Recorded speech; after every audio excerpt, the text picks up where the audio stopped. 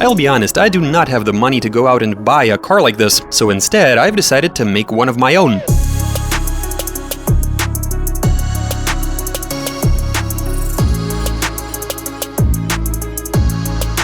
For $500, I think we got a fantastic deal. Are you being serious right now? Yep, that's it. That's the Lambo? Sure.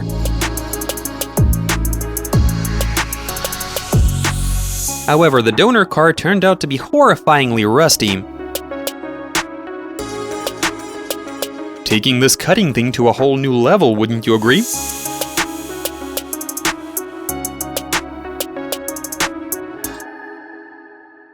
And so now guys, when we've cut off the front end and it's time to begin building the Lamborghini, we've developed the following strategy. We'll piece together all of the body panels, and not just randomly, but place them exactly where they're supposed to be, meaning that once we're finished, the clearances will be just like on the completed car. Doesn't matter how we do it either. We can happily use duct tape, self-tapping screws, even bolts that we pulled out of that Nissan. What matters is getting all of the panel gaps right, and for the entire assembly to be whole and sturdy, we need to make sure it can't be warped or anything. Long story short, we'll end up with a single piece that we're going to be test fitting, tying into the frame rails, rocker panels, and just to make the basic structure, we'll be removing it, test fitting the engine, installing one bit or another. Exactly. At this stage, we won't have doors that open or anything. The whole thing is going to be solid. And we'll see the Lamborghini in its actual final form. We might even get there today. Here's hoping we can actually put it together, given we lack any sort of instructions. For starters, we need to take those two bits and place them 63 inches apart from each other. That's all the information we even have at the moment. Even after measuring that part of the rocker cover against the door jamb, we worked out that it simply doesn't fit. The mounting points don't match up, so we basically place them up against each other, approximately, sort of slap them together and work from there. So there can be variations in how we assemble this. Yeah, we can move it 10 mil this way or 10 mil the other way. Okay, then let's get started.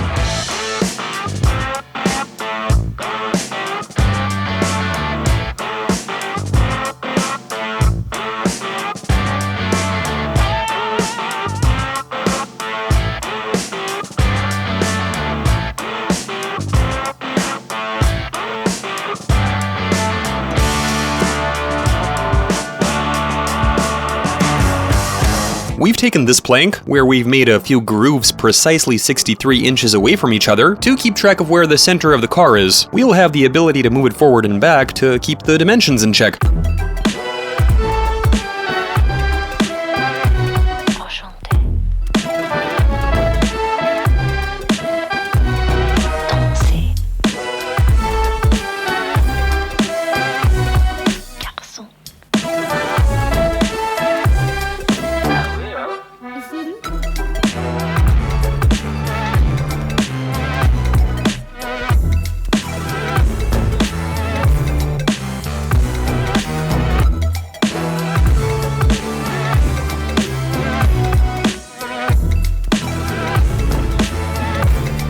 I can't imagine how we'll be lifting and dropping the fully assembled shell. Maybe we should install some kind of bracing?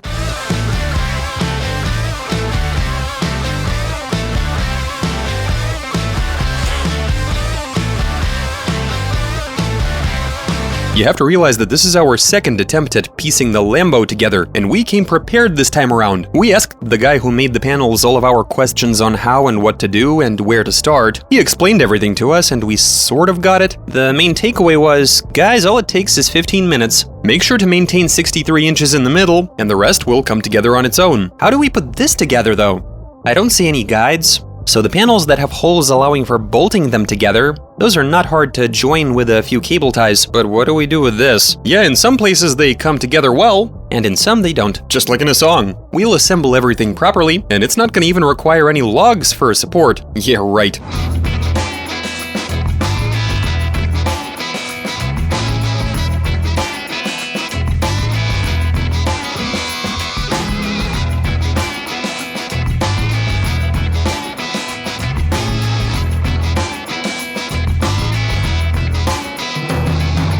Okay, so at the moment, the car's rear and front sections are separate from one another, and though they're pretty close, we can't quite marry them.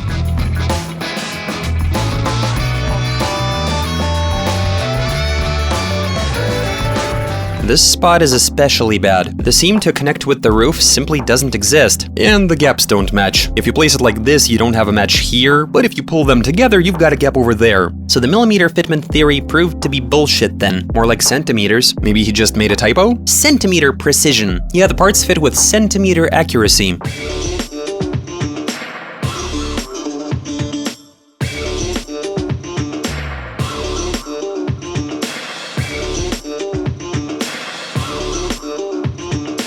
So we've been working on the Lambo for 5 days now. We've got the 3-liter engine plus gearbox removed and sitting over there. The engine we like, but there seems to be something wrong with the gearbox. So we have a Nissan front end, which will soon serve as the front end for the Lambo, and we have a shell that we've been unable to put together so far. That's with the guy having told us that it'll take us 15 minutes, with no trouble whatsoever. He didn't say how well it was going to be assembled though. Yeah, that time it did actually take us 15 minutes, with a couple of feet in between the panels. This time it took us an entire day, literally from morning until late evening. And here's what we've achieved. It does look pretty solid if you look at it from up front. Well, yeah, the hood is a bit crooked, but otherwise it's cool. It fits pretty well when you secure it, so you're saying it's all doable, huh? We weren't able to attach the rear end though. Something's totally off, so that's going to need some trimming, like half an inch worth. The gap is literally this big. It's like this on one side and like this on the other. Oh, come on, it's not that bad, but there's a lot that needs to be done. Honestly, I can't even imagine how to put this together. I just don't see it. Not to mention that all of this simply terrifies me. The very fact that we have to get through this. I'm actually starting to feel a bit depressed. Yeah, those gigantic gaps were pretty heartbreaking. Everything is so mismatched and difficult. You know, I was expecting that we'd finish assembling the body by the end of today, that it'd be good to manipulate and whatever, so that we can start cutting this. But we haven't even finished over here yet. So we were able to secure the panels up front using the provided bolt holes. All of the panels match up evenly, but in the rear it's all held together by duct tape, because one plastic panel ends and the next one begins, with nothing in between them. You know, that's what makes this build so much fun. You keep running into things that create intrigue, not just for the viewers, but for us too. We have no idea how we're gonna go about this, when we're gonna finish, and whether we'll even be able to. If this is where the build is going, we should have based it on some front engine car, something really boring without even a second thought. But here we're going through the hassle of a mid-engine conversion, welding a frame with rocker panels and rails, doing a proper job, making a nice interior. Even if the panel gaps are off, at least it'll be fast. Oh, that's for sure. It is gonna be light. We're essentially lifting the body, just the two of us. To lift the whole thing, you need 2 or 3 people, that's it. It is definitely going to be quick. This engine has 180 pound-feet of torque. That's more than a JZ and a bit less than a Mercedes V8. Benzos, I mean, those are super heavy and slow. This one should be much faster. Remember how the wheels spun on that Nissan when you were setting off? It lit up in first and second gear. It couldn't even get moving, given it wasn't even that cold outside, so we did have some grip. Rear drive should give us more traction. Yeah, this should be really good, but I still don't see how we can make this work.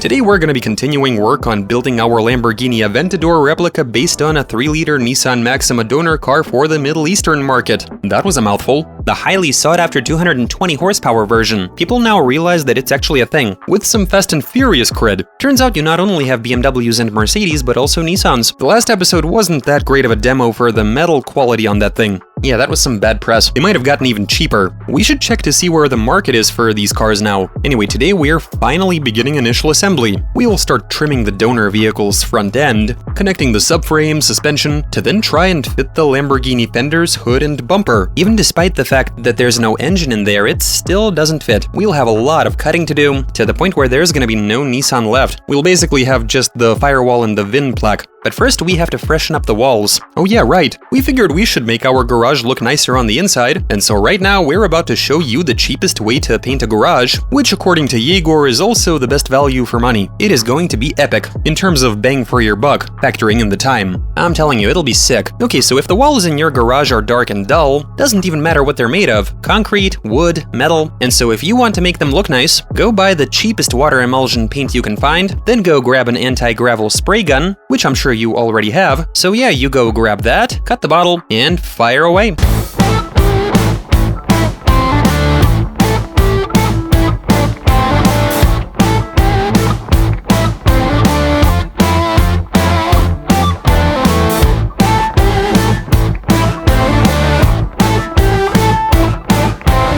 Okay guys, we've finished painting the place, meaning we've got the right fumes in here, which we should proceed to breathe in. And then we start putting the Lambo together. Any thoughts on where we should begin? I think we should try to match some parts up. Then there's a lot of unnecessary stuff on the donor front end still. Though that's not really a donor anymore now, is it? More like what's left of it. I see it as a starting point, the foundation for the donor. It's as if we had a huge chunk of marble, which we proceeded to slowly chisel, leaving us with that right there in the end. So we begin by test-fitting bits of the Lamborghini body to that Nissan, while chopping off whatever we don't need. Should we maybe assemble the suspension too? Yeah, sure. After having a chat with the dude who sold us the kit, well, apparently it's all supposed to fit. We just need to keep working. Well, that was sort of the vibe I got from him. We sent him a bunch of pictures, and he said that the rear end clearly doesn't line up with the rest of the car. We haven't fitted the rear bumper, to which he said that it's the main bearing element and what holds the entire rear end together. We just have to divide the car in half, assemble this separately, and do the same with the front end. He said we can use self-tappers without even a second thought, since making these panels as good as new is a matter of applying some bog. We'll have to grind them anyway. I can see some bubbles. Not to mention that they're all a bit crooked. Oh man, there is a lot of work to do here, but we're not tending to it anytime soon. So for now, we take the front half of the car, minus the roof maybe, and try matching it to the donor front end. Oh man, this thing looks pretty awesome. I mean, it is such an amazing thing to look at. Fantastic, just what the doctor ordered. We've even got a fuel filler flap. Yeah, just imagine rolling up to the gas station and doing that. Like 98 octane, filler up? Thank you very much. Wait, 98? That motor can run on 92, don't you know? Now imagine a Lambo pulling up to a normal sort of gas station and you're like, full tank of regular. Nah man, $7 worth. Then you're like, wait, no, make that 4. Or like, want me to fill it up? No, I'll do it myself. Anyway, so this gap will soon be very much even. We just need to do a bit of work. This looks about right. Oh wow, look at how well that fits. You see, I'm pushing it and over there it's pressed in all the way. We are gonna have to trim these bits. Oh, well that's nothing, dude. I'd say we need to cut off 3 to 4 millimeters in a few places. But overall, the geometry seems pretty good. Indeed, the geometry does appear to be sound. I mean, it actually looks like a real car, more so than a lot of cars that I see driving on the road. For example, the Nissan that we bought, that wasn't really a car anymore. It was already like this. This is the first day when we're actually piecing stuff together. When we, for example, go to grab this hood and lay it onto this. If things go as planned, then by the end of the day, we should be able to get everything where we want it. But I have no idea how we can evenly place all of these panels to get the gaps all precisely adjusted. We also found out that this corner of the car was smashed at some point. The frame rail is okay, but the fender was all beat up, and the strut tower is slightly collapsed. We're gonna have to try and rectify that.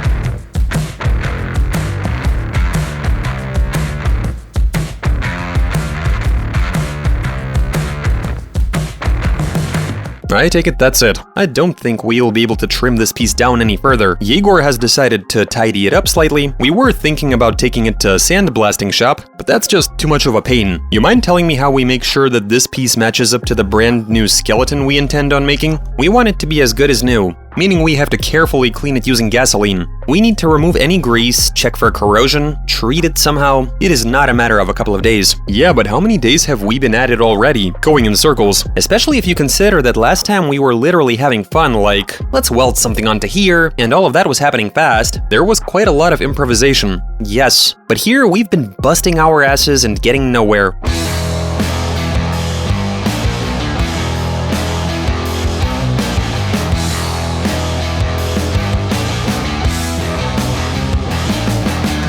This is coming together okay. We might have to shorten our legs though. Shorten our legs? Yep, you're meant to drive a Lambo while almost lying down, while a Nissan, you're sitting upright. We can place the seat a bit higher. Okay, let's assume we can, but the dash has to be closer to me. It's supposed to be somewhere around here, so we have to bring all of that a bit closer. This is how I see it. There we are. You know what I think? It's not so much a matter of bringing that back as it is moving you forward. What are you talking about? The firewall is right there. We can't just go through it. Where are the subframe mounting points? Look here. If you look at the strut tower, it's right there. So we're gonna have to relocate it to here, and that's without shifting anything. Why relocate it again? The suspension links are going to be attached right here. Here you've got the center of the wheels. Okay, so that's not a factor then. The front end is gonna stay in place, and we're not gonna cut the frame rails any further. This is how we're gonna leave them? Yep. The problem is you're not getting your feet through there. What do we do then? Is it really that uncomfortable in that position? Very. Ideally, this is how it's supposed to be, if this is how we're assembling it. And yet still, the strut tower is not in line with the center of the wheel arch, meaning we either have to move the mounting points for the suspension, or move the front end that way? Exactly. Move it even further. The strut tower and the wheel arch are nowhere near each other. They're literally this far apart. The mounting points for the suspension remain. We'll have to play around with this space. So essentially, you want to cut a hole in the floor. Not an option, because of the steering rack. I think we should see how they do it on real Lambos. The seating position, I mean. We do actually need to spend some time in a real Lambo. That's what we have to find out. Whether you sit on the floor with your legs slightly bent, or with them stretched out. There has to be room for your legs in there. I don't see how there can't be. Here, the shorter you are, the easier it is to make it all work. But I'm a tall dude, so we have to do this right. I don't want to be uncomfortable in my own Lambo. I want it to be daily drivable. So meanwhile, we're trying to figure out what not to touch. And in the process, we learned that the floor underneath the driver's seat is completely rusted out. The rocker panel is horribly corroded, meaning that we'll be further cutting back, mutilating the car. Yep, the donor car will become even shorter, much shorter. The only thing we're gonna leave is the transmission tunnel, but everything aside from it, the floor and the rocker panels are gonna be trashed. We'll be leaving just the metal that's perfectly intact, and we're gonna build our way from there.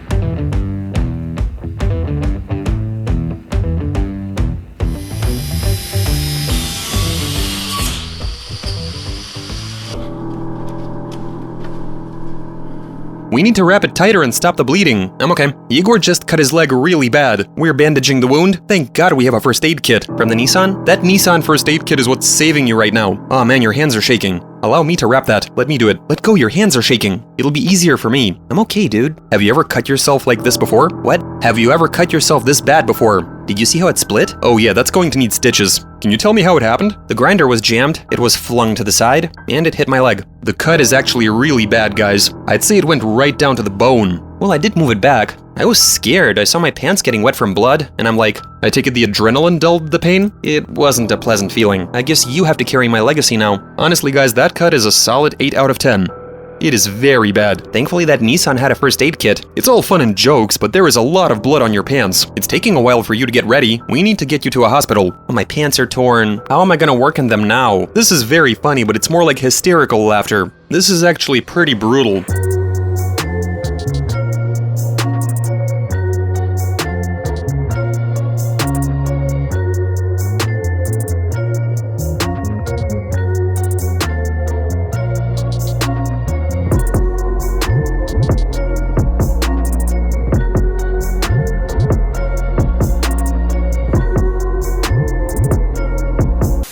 Okay, so we just got out of there, and Yegor was literally pale coming out of the operating room. We thought it was a matter of stitching it up, but it turned out that the angle grinder charred my skin. They were cutting, then sewing, cutting some more. That was far out. You came out of there totally pale, my man. Like, you didn't even have a face on you. Going in, I was like, yeah, they'll stitch me up, sanitize the wound. Did they put a lot of painkillers in you? Like 5 shots all around, using a big needle. How many stitches was that? I wasn't counting, but it was a lot. How long was I gone? It seemed like quite a while. Like 15 minutes? That was almost full-blown surgery. The Lambo's gonna have to wait. They told me to sit at home, so it got jammed and it jumped to the side. And my leg was right next to it. But what if the grinder had a shroud? Wouldn't have helped. I was hit with the cutting side. Guys, you take special care in these types of scenarios. Like, make sure to wear goggles. The goggles didn't really help for some reason. The best part was when Yegor was like, dude, you must finish the Lamborghini. Carry on without me. That's it, guys. Big thanks for watching this episode. It was a rather strange one, but there you go. It's a shame I tore my pants. I'll get you a new pair. Whatever. Take care. Take good care of your body.